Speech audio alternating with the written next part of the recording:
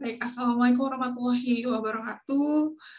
Semuanya kita ketemu lagi. Hari ini saya coba akan memaparkan mengenai kegiatan praktikum yang akan kita laksanakan dimulai di minggu depan. Ya, maka ini sebenarnya sudah disampaikan juga di pertemuan awal pada saat kita berbicara tentang kontrak kuliah, bahwa kalian juga sudah tahu bahwa di mata kuliah statistika 2 ini nanti sistemnya akan blended ya, ada yang teori dan ada praktikum.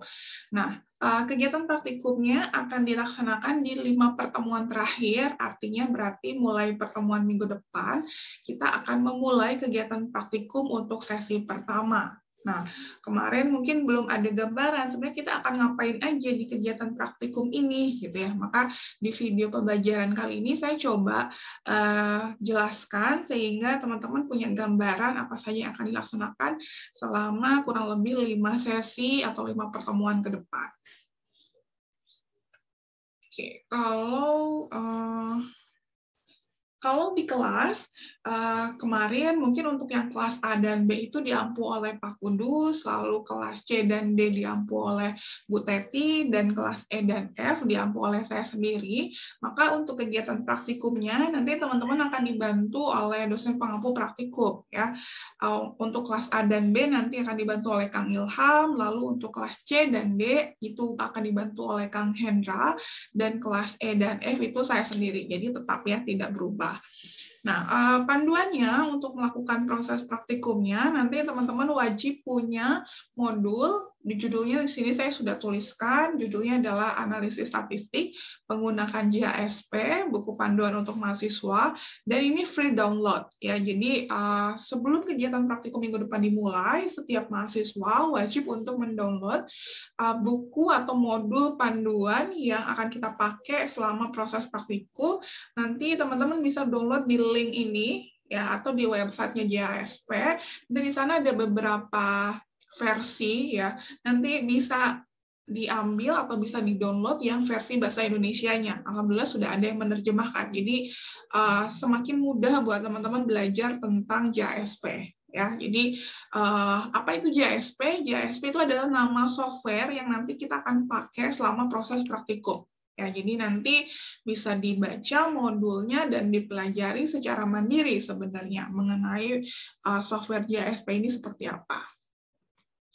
Nah, kegiatan praktikum ini seperti tadi saya sudah sampaikan dan sudah dijelaskan sebenarnya di pertemuan pertama ya, pada saat kita membahas tentang kontrak perkuliahan, bahwa kegiatan praktikum ini akan mengisi salah satu komponen penilaian untuk di tugas akhir, yaitu komponen praktikum yang bobotnya adalah sebesar 20%. Jadi dia punya nilai tersendiri ya, yang akan menyumbangkan 20% buat nilai akhir kalian.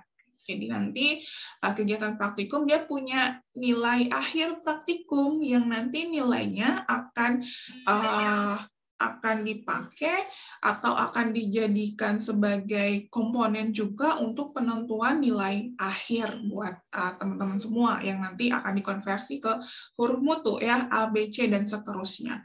Dan dia bobotnya 20%. Cukup besar untuk proses penentuan nilai akhirnya, sehingga saya harapkan bahwa setiap mahasiswa mengikuti kegiatan praktikum ini dengan serius gitu ya, sehingga nanti ilmu yang dipelajari, yang diajarkan itu bisa juga bermanfaat buat kepentingan nanti teman-teman mengolah data pada saat melakukan penelitian gitu ya, jadi bisa melakukan atau bisa menganalisis data secara mandiri. Oke, nanti prosesnya, mekanismenya, kegiatan praktikumnya akan dilaksanakan sesuai dengan jam perkuliahan di kelasnya. Ya, jadi kalau kelas A itu berarti hari Kamis jam 13.10, lalu kelas B hari Sabtu jam 9, dan seterusnya sampai kelas F itu hari Selasa jam 9. Lalu tadi saya sudah sampaikan bahwa nanti yang mengampu praktikum untuk kelasnya Pak Kudus dan kelasnya Bu Teti berbeda ya. Untuk kelas AB itu awalnya Pak Kudus kalau di kelas, tapi nanti pada saat praktikum akan dibantu oleh Kang Ilham. Lalu nanti untuk kelas C dan D, kalau yang di kelasnya adalah Bu Teti, maka nanti yang di praktikumnya adalah Kang Hendra. kecuali kelas C dan F, yaitu sama nanti di kelas dan pada saat praktikumnya sama-sama saya. Lalu untuk prosesnya, maka supaya nanti kegiatan praktikumnya ini lebih efektif, maka saya akan bagi menjadi kelompok-kelompok kecil. Harapannya adalah dengan dibentuknya kelompok-kelompok kecil ini, nanti teman-teman bisa lebih paham lagi mengenai apa yang disampaikan, dan kalau misalkan ada kesulitan, nanti lebih mudah dikomunikasikan gitu ya, dibanding dengan kelas yang besar. Maka nanti di sini akan dibuat kelompok kecil yang masing-masing kelompok kecilnya maksimal 3 orang mahasiswa ya. Di sini saya sudah tentukan banyaknya kelompok yang bisa dibuat di setiap kelas, maka nanti teman-teman bisa sesuaikan saja. Yang penting nanti maksimal setiap kelompoknya adalah 3 orang mahasiswa.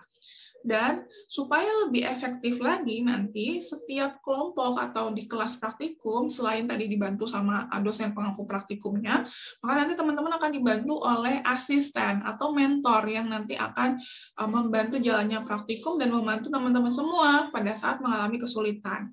Di sini satu kelasnya akan didampingi oleh 3 asisten atau 3 mentor gitu ya. Dan saya sudah coba bagi per kelompoknya, sehingga nanti teman-teman di setiap kelompok, dia punya mentor pegangannya siapa yang bisa ditanyain. Dan boleh ditanyakan, boleh dikonsultasikan di luar jam kegiatan praktikum.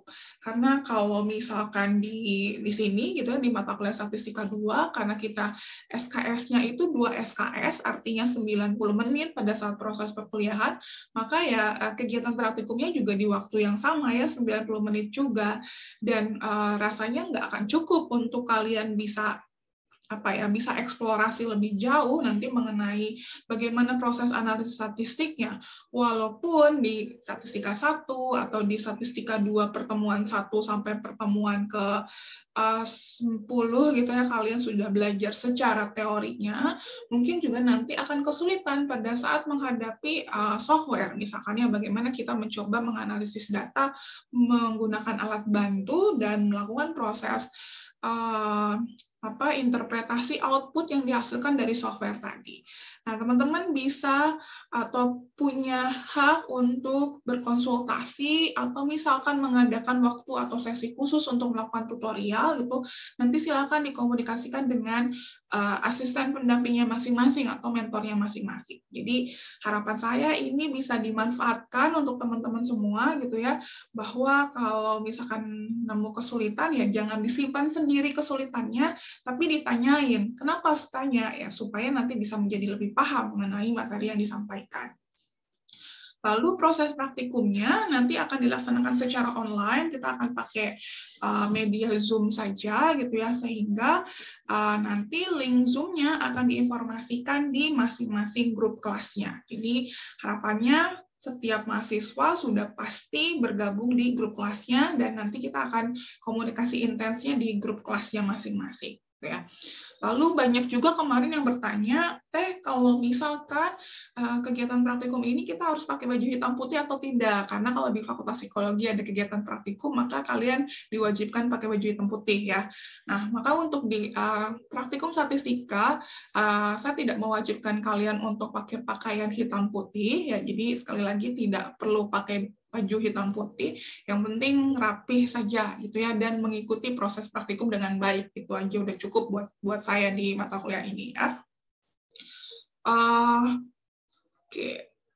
Saya rasa kalau ini rasanya sudah jelas, jadi nanti kita akan laksanakan secara online dan link Zoom-nya akan dibagikan di masing-masing grup kelasnya ya. Lalu, proses pelaksanaannya, karena kita punya 5 sesi atau 5 pertemuan, maka materi-materi yang akan disampaikan sebenarnya sudah dipelajari juga. Jadi hanya sekedar overview di sini ya, dipelajarinya pada saat kapan? Ya pada saat kuliah Statistika 1 dan Statistika 2 pada saat kita berbicara teori. Hanya saja kemarin pada saat berbicara teori, ya kalian dikenalkannya mungkin banyaknya adalah perhitungan manual. Kenapa? Supaya tahu konsep dasarnya dulu, gitu ya. Tapi sekarang nanti kita coba kenalkan kalian bahwa ternyata analisis statistiknya menjadi akan lebih mudah loh, gitu ya. Kenapa lebih mudah? Karena kita dibantu sama alat bantu atau dibantu sama software. Yang mana nanti software yang akan kita pakai adalah software JASP. Maka saya coba bagi materi-materi yang sekiranya nanti banyak diaplikasikan di bidang penelitian psikologi khususnya gitu ya. Untuk yang pertemuan pertama, tentunya kalian juga karena baru kenal mungkin atau mungkin sudah ada yang pernah dengar mengenai JASP, maka nanti pertemuan pertama kita coba kenalkan dulu kalian sama environment dari JASP itu seperti apa, cara pakainya gimana, proses input datanya harus seperti apa, dan lain sebagainya ya, sehingga itu menjadi gerbang awal kalian kenalan dulu sama yang namanya software JASP. Lalu yang berikutnya adalah materi mengenai statistika deskriptif. Ini sebenarnya secara teorinya sudah dibahas di statistika 1. Proses analisis yang paling sederhana pada saat kita punya data, ya kita mendeskripsikan datanya. Ya, waktu itu di teorinya kalian sudah tahu bagaimana menghitung ukuran pusat data, ukuran penyebaran data, ukuran letak, bagaimana juga mendeskripsikan lewat plot atau lewat grafik atau lewat gambar gitu ya. Nah, nanti kita coba buat itu semua pakai software JASP. Lalu untuk pertemuan ke-11, ke-12 itu tentang bagaimana kita melakukan pengujian hipotesis rata-rata, baik untuk kasus 2 sampel atau untuk kasus yang lebih dari 2 sampel. Ya.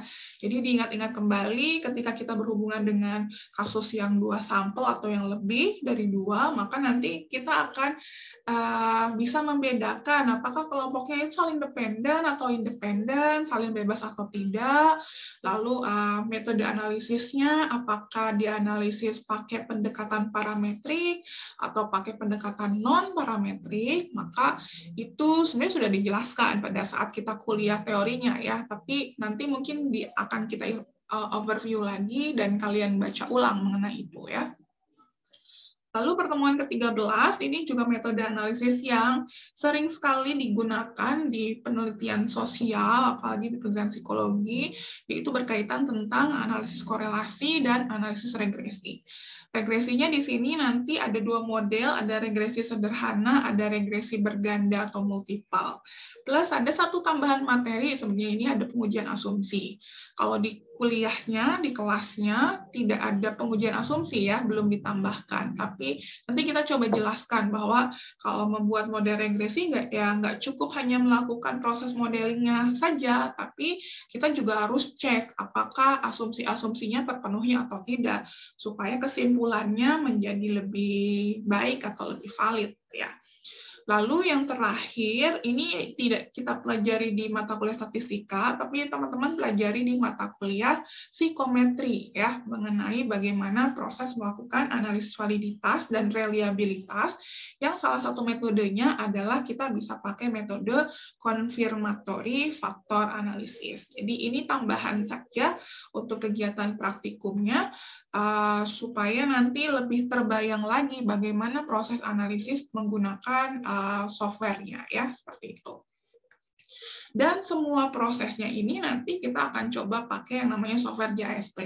Artinya, sebelum kegiatan praktikum, pastikan bahwa teman-teman sudah menginstal atau sudah mendownload dulu, plus menginstalnya di laptop atau di PC-nya masing-masing tentang JASP ini. Nanti selain video pengenalan atau intro tentang kegiatan praktikum, dilampirkan juga video mengenai bagaimana proses instalasi dan proses download gitu ya dari software JASP, dan juga materi mengenai apa yang akan kita pelajari di pertemuan pertama. Oke, ini linknya, link yang teman-teman bisa pakai atau nanti bisa kunjungi untuk mendownload JASP. Dan kalau sudah terinstall dengan sukses, gitu, nanti ini adalah tampilan awal di PC-nya masing-masing kalau misalkan JASP-nya sudah terinstall. Nah, di sini saya masih pakainya yang JASP 15, tapi mungkin kalau teman-teman install sekarang udah ada yang versi terbaru, yang versi 16. Nggak apa-apa, pakai yang paling baru saja. Ya, nanti kurang lebih menu-menunya sih nggak jauh berbeda dengan yang nanti saya akan pakai. Ya, jadi silakan di-download dulu sebelum nanti kegiatan praktikum sesi pertama kita akan mulai di minggu depan. Selanjutnya saya akan jelaskan mekanisme kegiatan praktikumnya seperti apa. Oke, yang pertama tentunya kalian wajib untuk tadi mendownload atau mengunduh modul dan software JASP-nya. Jadi pastikan sudah ada modulnya, sudah ada software-nya sebelum praktikum sesi pertama kita akan mulai. Ya. Lalu yang kedua, sesi praktikumnya akan kita laksanakan secara online melalui aplikasi Zoom. Dan yang ketiga adalah selama proses praktikum semuanya wajib untuk on cam atau menyalakan kamera. Kenapa? Supaya nanti kita bisa melihat gitu ya bahwa kalian memang benar-benar mengikuti kegiatan praktikum dengan baik. Dan nanti teman-teman asisten juga akan melakukan penilaian mengenai keaktifan kalian pada saat proses praktikum. Lalu yang berikutnya adalah ini yang harus saya tekankan bahwa karena kegiatan praktikum kita cuma 90 menit gitu ya, sangat sebentar. Saya harapkan itu di waktu 90 menit ini kita akan memanfaatkan waktu itu seefektif mungkin, sehingga tidak mungkin saya atau tadi ada saya, ada Kang Ilham, ada Kang Hendra, harus memaparkan sedetail mungkin gitu ya. Jadi paparan yang detailnya akan disampaikan di video pembelajaran seperti biasa pada saat kalian kuliah biasa ya. Jadi nanti materi dan videonya akan kami berikan sebelum kegiatan praktikum dimulai.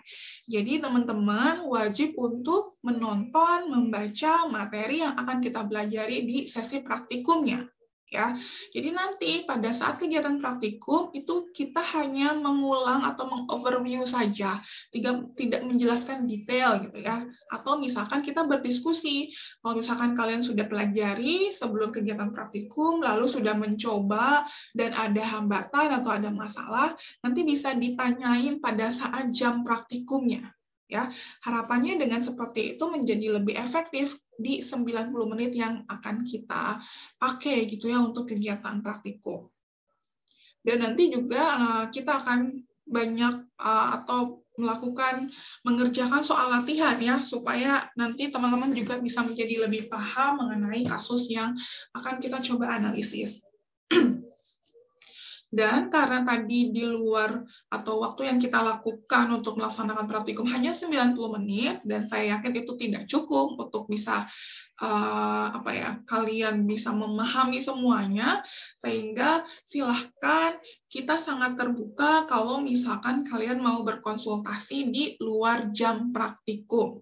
Ya, jadi silahkan aktif, manfaatkan kesempatan ini. Kalau misalkan nanti menemukan kesulitan, kalian berhak untuk bertanya, terutama nanti bertanya ke masing-masing mentornya, ya mentor di kelompoknya, di luar jam praktikum, atau mungkin menentukan hari untuk melakukan tutorial. Itu silahkan diperbolehkan ya. Atau kalau misalkan kalian rasa masih banyak hal yang ingin kalian eksplorasi atau masih banyak yang bingung gitu ya mengenai proses analisis data.